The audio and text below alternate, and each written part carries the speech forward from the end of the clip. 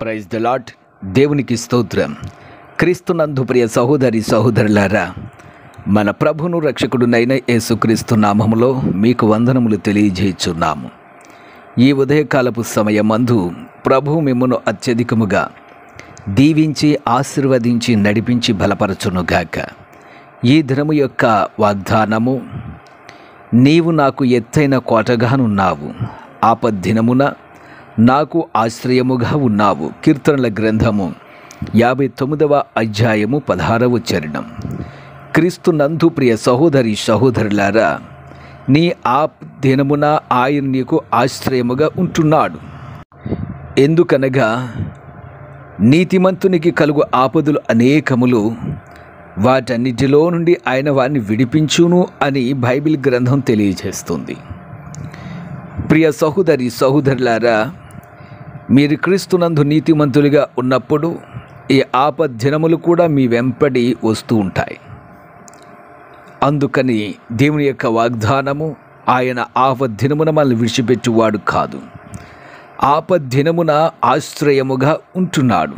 అంతేకాకుండా మన చుట్టూ ఎత్తైన కోటగా ఆయన ఉన్నాడు, మనకు భద్రతను కలగజేస్తున్నాడు.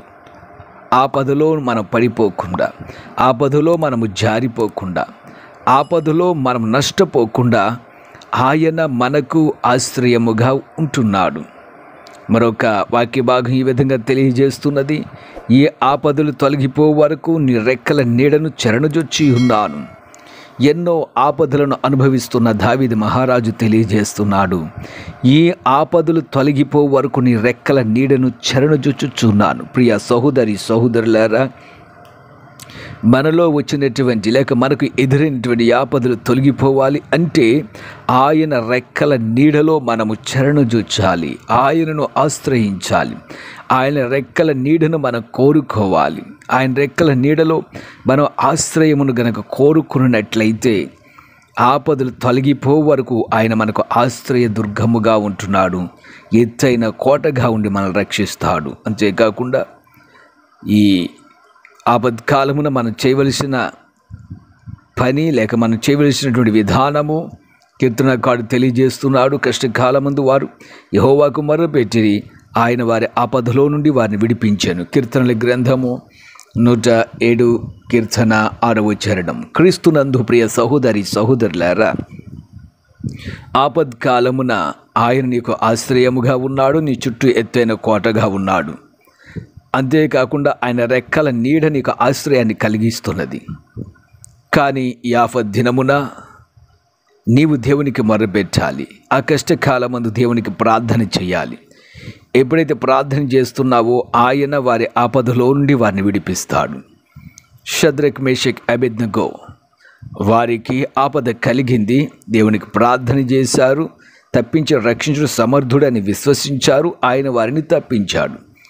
సింహముల బోనులో వేయబడినటువంటి దానియేలు సింహముల బోనులో ఉన్నాడు, దేవునికి ప్రార్థించాడు, సింహం యొక్క బలం నుండి ఆయన తప్పించాడు. ప్రియ సహోదరి సహోదరులారా, మన జీవితములో ఎన్నో ఆపదలు బైబిల్ గ్రంథం తెలియజేస్తుంది, నీతిమంతుని కలుగు ఆపదలు అనేకములు, వాటన్నిటిలో నుండి ఆయన వారిని విడిపించును. ప్రియ సహోదరి సహోదరుడా, ఆయనని విడిపించడానికి సిద్ధముగా ఉన్నాడు. నీతిమంతులకు ఆపదలు అనేకం ఉంటున్నాయి, కానీ ఆయన విడిచిపెట్టాడు, వాటన్నిటిలోంచి వారిని విడిపిస్తాడు, ఆశ్రయముగా ఉంటాడు, ఎత్తైన కోటగా ఉంటాడు, మీకు ఆశ్రయ దుర్గముగా తన రెక్కల నీడలో మీకు భద్రతను కల్పిస్తాడు. ఆపదలో నీవు దేవునికి ప్రార్థన చేయి. కష్టము కలిగిందా దేవునికి మొర్రపెట్టు. నువ్వు బాధపడుచున్నావా దేవునికి ప్రార్థన చేయి. తప్పక దేవుడు నిన్ను ఆదుకుంటాడు, నీ బాధ నుండి నీకు విడుదల కలగజేస్తాడు. అట్టి ధన్యత దేవుడు మీకు అనుగ్రహించును గాక. ఆమెన్. ప్రార్థన చేద్దాం. ప్రియ పరమ తండ్రి, జీవాధిపతి, రక్షకుడా, విమోచకుడా, నీ బిడ్డల నిమిత్తం ప్రార్థిస్తున్నాము. ఆపద్దినమున వారిని ఆదుకోండి. ఆపత్కాలములో ఆశ్రయ దుర్గముగా ఉండండి ప్రభా. రక్షణ కోటగా వారితో ఉండండి. ఎత్తైన దుర్గముగా నీ బిడ్డల చుట్టూ మీరుండి కావలి భద్రతను అనుగ్రహించండి. ప్రతి విధమైన ఆటంకాన్ని తొలగించి నీ బిడ్డల జీవితాల్లో గొప్ప జయమును మీరు అనుగ్రహించి బలపరచమని యేసుక్రీస్తు నామమున ప్రార్థించుచున్నాము తండ్రి. Amen, amen, amen.